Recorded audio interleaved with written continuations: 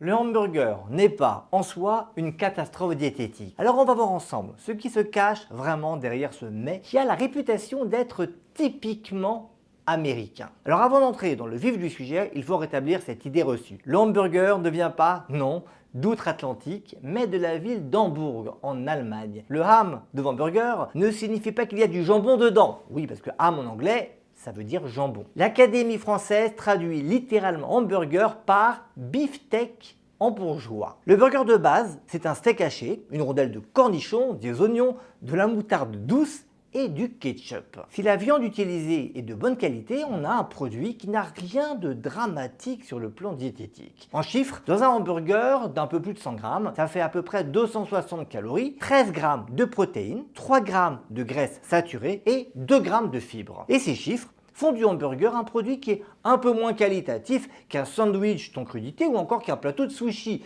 à poids égal bien sûr. Il faut toutefois signaler que les burgers sont souvent très salés, avec dans le burger de base à peu près 1,3 g de sel et ça c'est pas loin du quart de l'apport limite qu'il est raisonnable de consommer chaque jour. Le principal problème, c'est qu'on mange rarement un burger de base seul. Alors si on opte pour des burgers un peu plus sophistiqués avec du fromage, là l'apport calorique augmente considérablement, de même que le sel et les graisses saturées. Vous savez, les graisses saturées, ce sont des graisses qui ont la réputation de favoriser les maladies cardiovasculaires et donc dont il faut limiter la consommation. Alors comment intégrer le hamburger en pratique dans votre quotidien? Si vous le pouvez, faites vos burgers vous-même avec 3 recommandations. 1.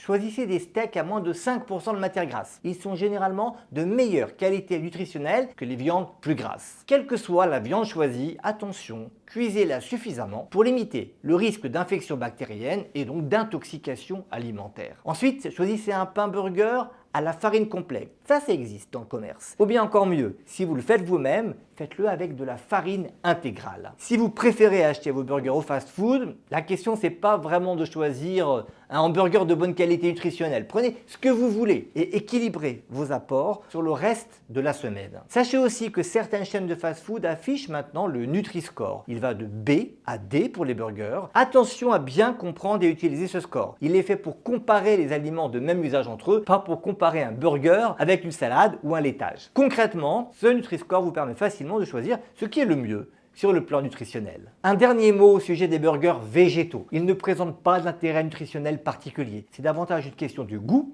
ou de choix personnel.